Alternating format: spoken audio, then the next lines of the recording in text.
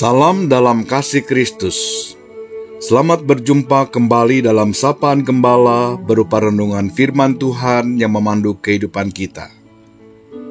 Sapaan Gembala kali ini bertema Berjaga-jagalah, sebab kamu tidak tahu hari dan saatnya.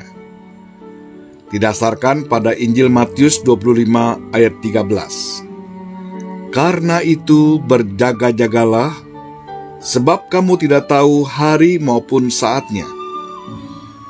Minggu ini kita memasuki minggu Advent pertama.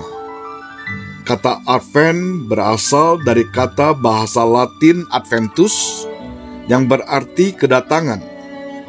Minggu-minggu Advent dihayati sebagai masa menanti dengan penuh harap untuk menyambut kelahiran Kristus pada masa Natal, sekaligus juga menanti kedatangan Kristus kembali, di mana Ia datang sebagai Raja di atas segala raja, dengan penuh kemuliaan untuk menghakimi orang yang hidup dan yang mati. Kedatangan Kristus yang kedua adalah kepastian. Hanya kapan waktunya tidak seorang pun yang tahu. Tidak ada yang tahu kapan waktu atau datangnya kembali. Bahkan Yesus dan malaikat-malaikatnya pun tidak tahu, kecuali Bapa. Markus pasal 13 ayat 32. Waktu kedatangan Kristus yang kedua diumpamakan seperti kedatangan sang mempelai bagi 10 anak darah yang datang dengan tiba-tiba, atau diibaratkan seperti pencuri. Sebab pencuri tidak pernah memberitahukan sebelumnya kapan dia ingin datang untuk mencuri. Bisa pagi, siang, petang, atau malam. Namun yang jelas, bagi yang tidak siap kedatangan Tuhan merupakan malapetaka tersendiri, karena akan menimbulkan kerugian yang besar. Sedangkan bagi yang siap, hari itu adalah hari yang penuh dengan kebahagiaan. Seperti yang Yesus katakan, berbahagialah dia yang berjaga-jaga. Karena itu Tuhan berkata, berjaga-jagalah, sebab kamu tidak tahu akan hari maupun saatnya. Kata berjaga-jaga dalam bahasa aslinya dapat diterjemahkan sebagai tidak tertidur, selalu siaga, tetap terjaga. Bukan berarti tatkala menanti kedatangan Kristus, kita tidak tidur, hanya duduk-duduk atau membuka mata. Berjaga-jaga mengandung pengertian rohani, menanti dengan sadar, dengan aktif, bukan pasif, yang digambarkan seperti orang yang sedang menjalankan tugas ronda. Menanti kedatangannya tidak perlu dilakukan secara memisahkan diri dari kehidupan sehari-hari. Justru dalam aktivitas sehari-hari di mana kita melakukan apa yang Allah kehendaki.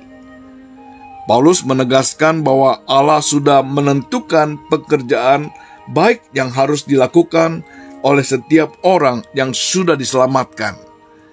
Efesus pasal 2 ayat 10. Berjaga-jaga di sini bukan dengan kekuatan atau kemampuan kita sendiri, tetapi bergantung penuh akan pertolongan Tuhan. Di bagian lain, perintah berjaga-jaga disanding dengan perintah berdoa. Karena Tuhan tahu kemampuan kita. Tuhan tahu bahwa kita lemah, mudah jatuh dalam pencobaan. Tuhan mengatakan roh memang penurut tetapi daging lemah. Oleh sebab itu kita perlu bergantung mutlak melalui persekutuan dengannya. Niscaya kita akan kuat dan menang terhadap godaan dan pencobaan. Mari terus memohon hikmat Tuhan, agar kita dapat menjalani hidup dengan bijaksana, mengisi kehidupan dengan hal-hal yang indah, yang baik, yang menjadi berkat bagi sesama, terutama hidup berkenan di hadapan Tuhan, menjaga kekudusan di hadapannya. sebagai tanda bahwa kita selalu dalam keadaan siap dan berjaga.